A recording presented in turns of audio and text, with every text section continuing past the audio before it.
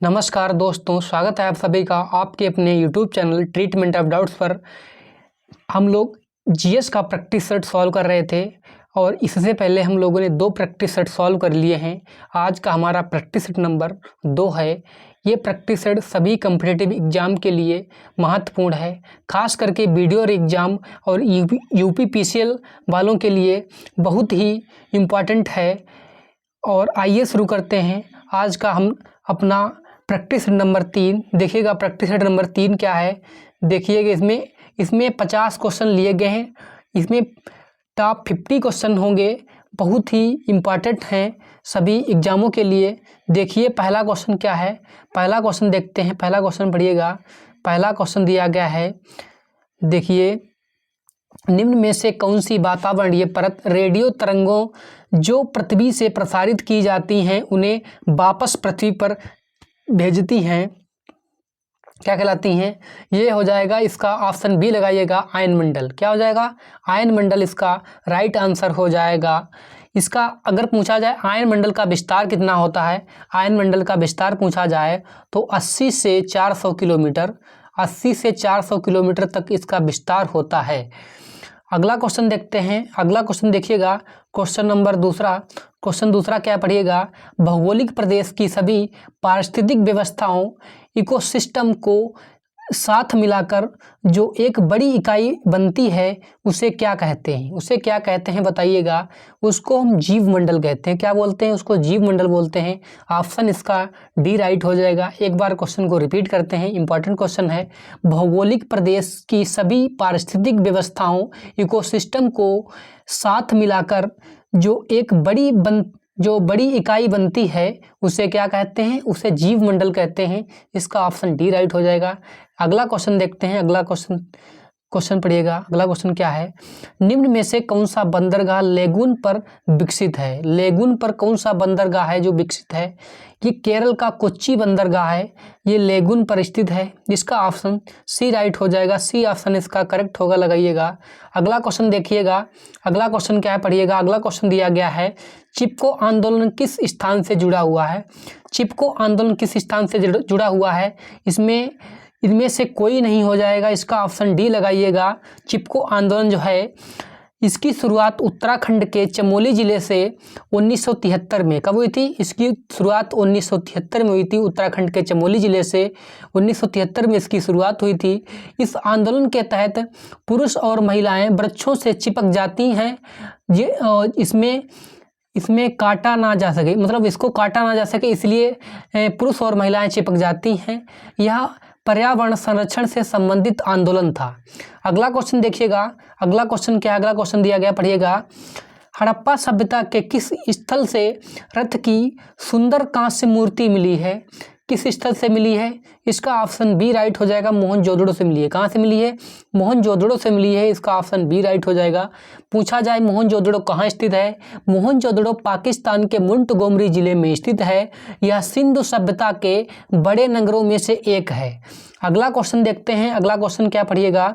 अगला क्वेश्चन दिया गया है, दीवान अर्ज या सैनिक कार्य विभाग की स्थापना किसके द्वारा की गई थी? किसके द्वारा की गई थी? ये बलबन के द्वारा की गई थी। ऑप्शन इसका सी राइट हो जाएगा। बलबन के द्वारा की गई थी। दीवान अर्ज या सैनिक कार्य विभाग की स्थापना किसके द्वारा की गई थी? ये बलबन के द्वारा की गई थी। इसका ऑप्शन सी करेक्ट हो जाएगा। अगला क्वेश्चन देखते हैं। क्वेश्चन नंबर पढ़िएगा। क्वेश्चन नंबर 7 दिया गया है, महात्मा गांधी द्वारा स्थापित हरिजन सेवक संघ का संस्थापक या अध्यक्ष कौन था? कौन था बताइएगा। महात्मा गांधी द्वारा स्थापित हरिजन सेवक संघ का संस्थापक अध्यक्ष कौन था? कौन था बताइएगा। इसका ऑप्शन ए लगाइएगा, घनश्याम दास बिड़ला। कौन है? घनश्याम दास बिड़ला होंगे। इसका ऑप्शन ए करेक्ट हो जाएगा। अगला क्वेश्चन देखते हैं। अगला क्वेश्चन पढ़िएगा। 8 नंबर क्वेश्चन दिया गया है, किस ब्रिटिश प्रशासक ने भारतीय राज्यों के साथ सहायक संधि नीति का अनुसरण किया था? सहायक संधि नीति का अनुसरण किसने किया था बताइएगा। ये किया था लॉर्ड वेलेस्ली ने किया था। किसने? लॉर्ड वेलेस्ली ने किया था।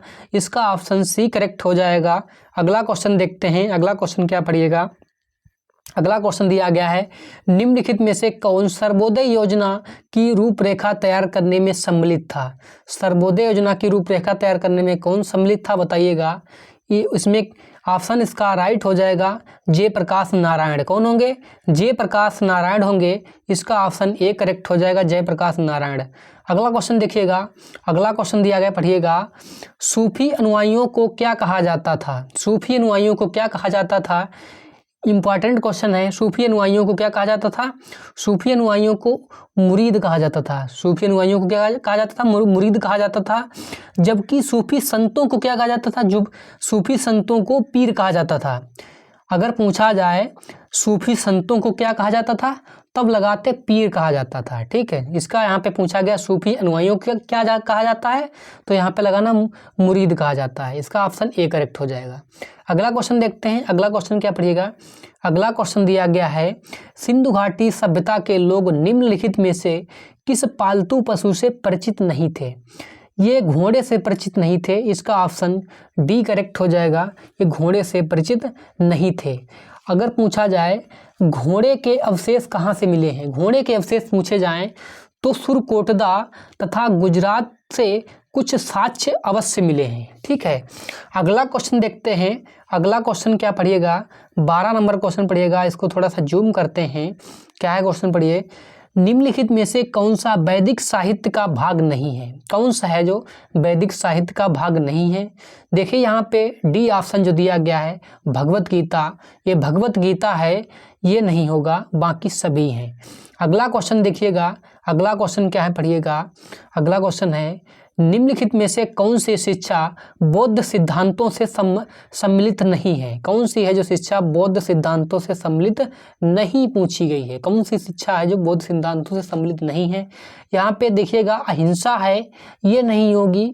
बाकी ये ए ऑप्शन में दिया गया है 4 आर्य सत्य, बी ऑप्शन में दिया गया पंच अणव्रत और सी ऑप्शन में दिया गया अष्टांगिक मार्ग। ये सभी होंगे, लेकिन डी ऑप्शन में जो अहिंसा दिया गया ये नहीं होगा। इसका ऑप्शन करेक्ट डी लगाइएगा, हो जाएगा। अगला क्वेश्चन देखिएगा, क्वेश्चन नंबर 14 क्या पढ़िएगा। 14 नंबर क्वेश्चन दिया गया है, भारतीय राष्ट्रीय कांग्रेस का संस्थापक नहीं, भारतीय राष्ट्रीय कांग्रेस का अध्यक्ष पूछा गया, संस्थापक नहीं पूछा गया है। अध्यक्ष कौन था? भारतीय राष्ट्रीय कांग्रेस का अध्यक्ष कौन था? यहाँ पे लगाना है व्योमेश चंद्र बनर्जी थे। कौन थे? व्योमेश चंद्र बनर्जी थे। इसका ऑप्शन बी करेक्ट हो जाएगा। अगर यहीं पे पूछा जाता इसके संस्थापक कौन थे, संस्थापक पूछे जाते तो ए हुम को लगाना था। ठीक है, संस्थापक कौन थे भारतीय राष्ट्रीय कांग्रेस के, तो ए हुम थे। अगर पूछा जाए भारतीय राष्ट्रीय कांग्रेस की स्थापना कब हुई थी, इसकी स्थापना 1885 में मुंबई में हुई थी। कहाँ हुई थी? 1885 में मुंबई में हुई थी। इंपॉर्टेंट क्वेश्चन है। अगला क्वेश्चन देखिएगा। अगला क्वेश्चन क्या पढ़िएगा। अगला क्वेश्चन दिया गया है, मुगल प्रशासन के दौरान सेना के मुखिया को किस नाम से जाना जाता था? किस नाम से जाना जाता था? इसका ऑप्शन सी लगाइएगा, मीर बख्शी के नाम से जाना जाता था। मीर बख्शी के नाम से जाना जाता था। इसका ऑप्शन सी करेक्ट हो जाएगा। अगला क्वेश्चन देखिएगा। अगला क्वेश्चन क्या पढ़िएगा।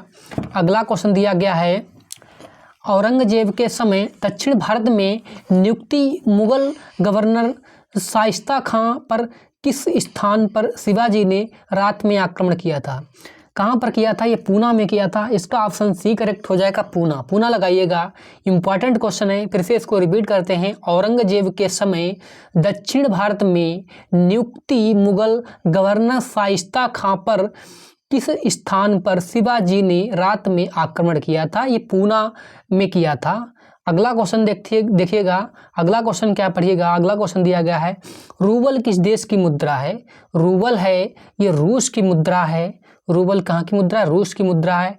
अगर पूछा जाए जापान की मुद्रा क्या है, तो जापान की मुद्रा येन होती है। अगर पूछा जाए स्पेन की मुद्रा क्या है, तो स्पेन की मुद्रा क्या होती है बताइएगा।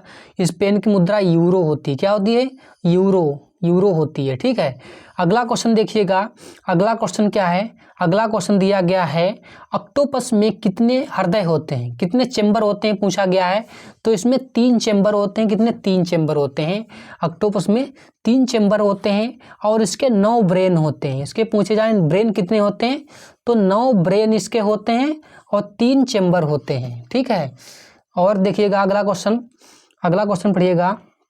अगला क्वेश्चन क्या है, कौन सी चिड़िया पीछे की ओर उड़ सकती है?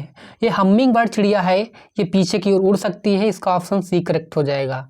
अगला क्वेश्चन देखिएगा, अगला क्वेश्चन क्या है, एक सींग वाला गैंडा पाया जाता है, कहाँ पाया जाता है? ये भारत में पाया जाता है, भारत के असम राज्य में सींग वाला गैंडा पाया जाता है। और कहाँ पाया जाता है?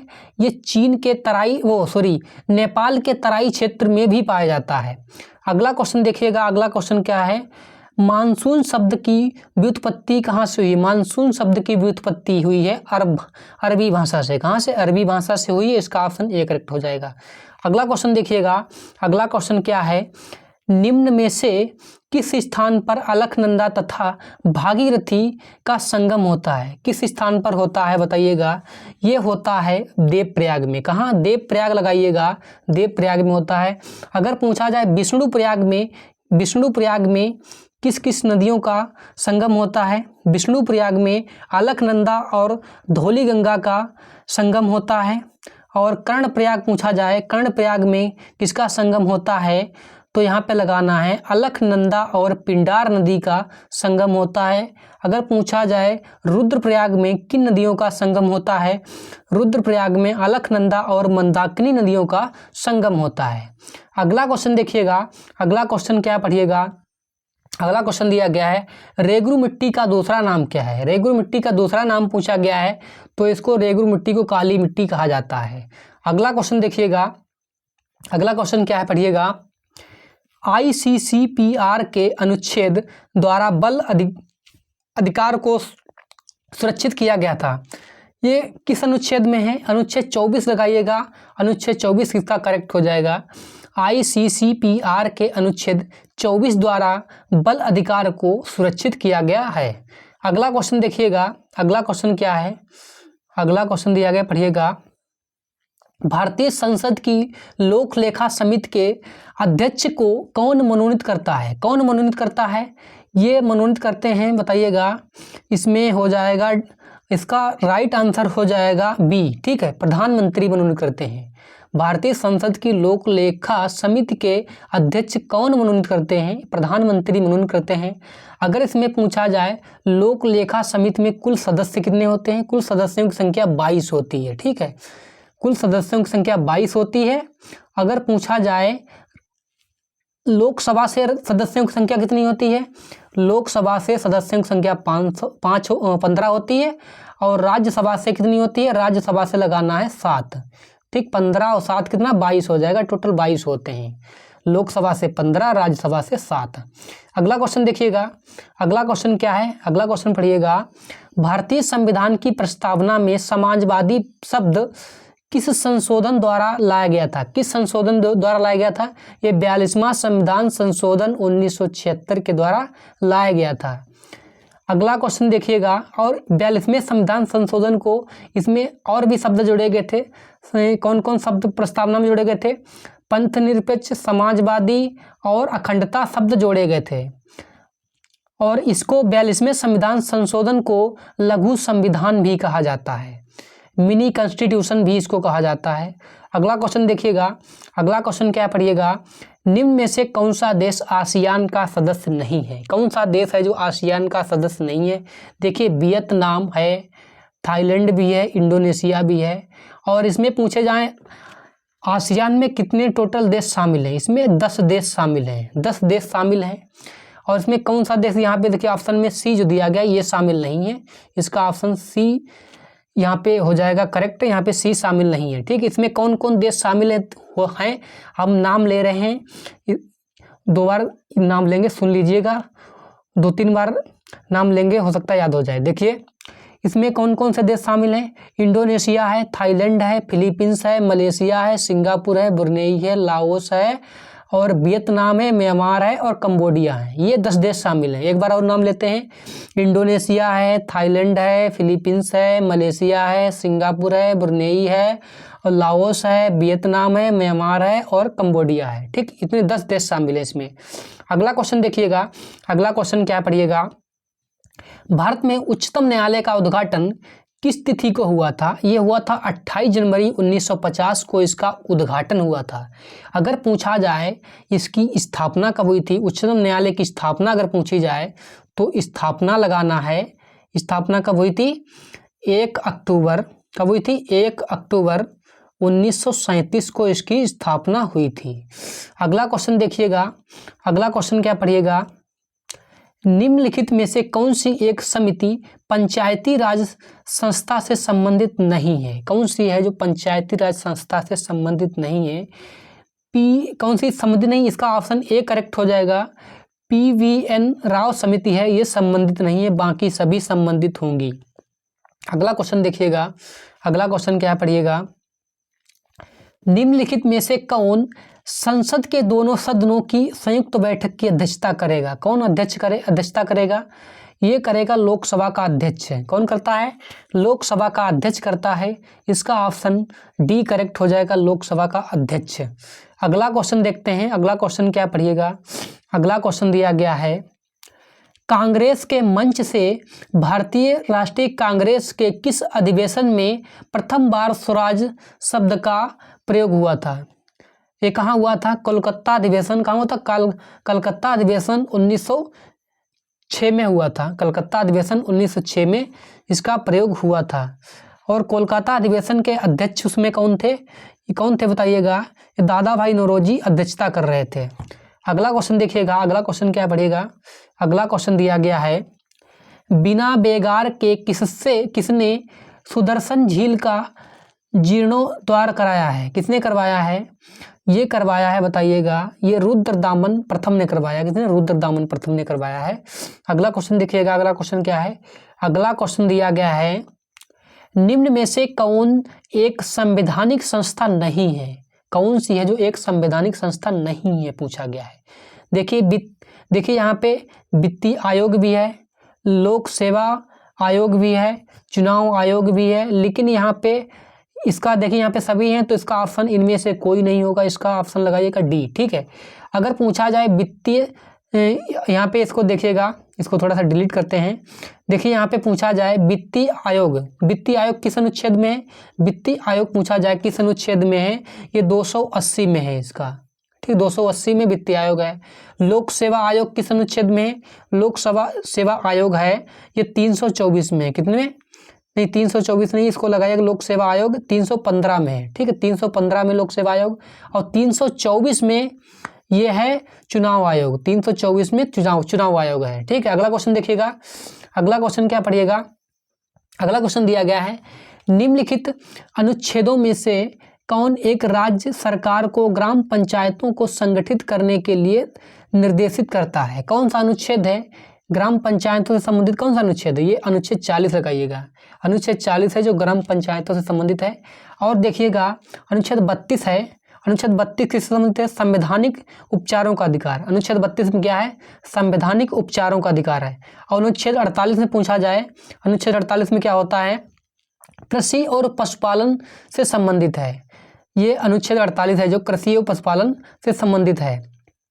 और अनुच्छेद 51 क्या है? इसमें अंतर्राष्ट्रीय शांति एवं सुरक्षा है। अगला क्वेश्चन देखिएगा, अगला क्वेश्चन क्या है, इसको थोड़ा सा जूम करते हैं। पीने के क्या लिखा है? पीने के पानी को शुद्ध करने के लिए निम्नलिखित गैसों में से प्रयोग में लाया जाता है। कौन सी गैस है जो शुद्ध पानी मतलब पीने के पानी को शुद्ध करने के लिए कौन सी गैस प्रयोग में लाई जाती है? कौन सी गैस होती है? क्लोरीन गैस लगाइएगा, इसमें क्लोरीन गैस होती है जो पीने के पानी को शुद्ध करने के लिए निम्नलिखित गैसों में से प्रयोग में लाई जाती है क्लोरीन गैस। अगला क्वेश्चन देखिएगा, अगला क्वेश्चन क्या पढ़िएगा, अगला क्वेश्चन दिया गया है, निम्नलिखित निश्चित आकृति में व्यवस्थित तारों का समूह क्या कहलाता है? क्या कहलाता है? ये आकाश गंगा कहलाता है। आकाश गंगा कहलाता है, इसका ऑप्शन ए करेक्ट हो जाएगा।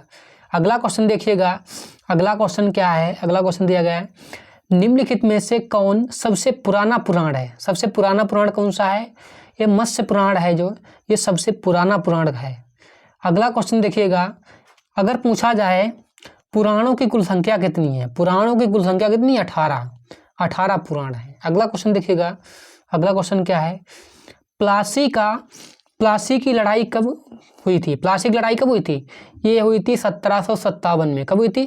1757 में हुई थी। इसका ऑप्शन ए करेक्ट हो जाएगा, 1757। ये प्लासी का जो युद्ध हुआ था, ये किसके किसके बीच में हुआ था? ये बंगाल के नवाब सिराजुद्दौला तथा रॉबर्ट क्लाइव के बीच में हुआ था, इसमें सिराजुद्दौला क्या हुआ था? हार गया था और रॉबर्ट क्लाइव युद्ध जीत गया था। अगला क्वेश्चन देखिएगा, अगला क्वेश्चन क्या पढ़िएगा। अगला क्वेश्चन दिया गया है 2014 का नोबेल शांति पुरस्कार किसे दिया गया था? किसको दिया गया था? ये दिया गया था कैलाश सत्यार्थी और मलाला यूसुफजई, यानी कि उपरोक्त में दोनों हो जाएंगे, ए बी दोनों को मिले थे। अगला क्वेश्चन देखिएगा, अगला क्वेश्चन क्या है? अगला क्वेश्चन दिया गया, पढ़िएगा। अगर राष्ट्रपति अपने पद से इस्तीफा देते हैं तो उन्हें अपना इस्तीफा पत्र संबोधित करना चाहिए। किसको संबोधित करना चाहिए?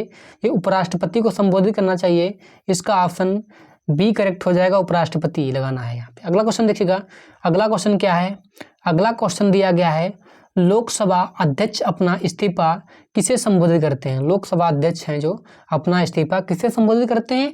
ये संबोधित करते हैं लोकसभा उपाध्यक्ष को। किसको? लोकसभा उपाध्यक्ष को संबोधित करते हैं। अगला क्वेश्चन देखिएगा, अगला क्वेश्चन क्या है?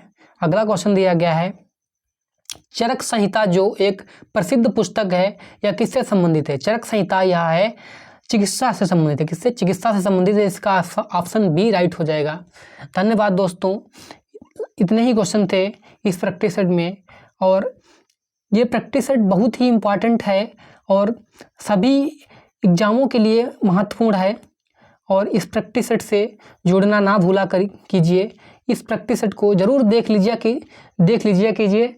ये छोटा ही प्रैक्टिस होता है, बहुत ज़्यादा 20-25 मिनट का होता है, और 20-25 मिनट में पूरा रिवीजन हो जाता है जीएस का, ठीक है। और इसको जरूर देखा कीजिए। धन्यवाद दोस्तों, मिलते हैं नेक्स्ट वीडियो में। और एक हमारा हिंदी का भी प्रैक्टिस सेट चलता है, उसको भी रोज़ देख लीजिए कीजिए, और मिलते हैं नेक्स्ट वीडियो में। धन्यवाद दोस्तों, आज के लिए इतना ही।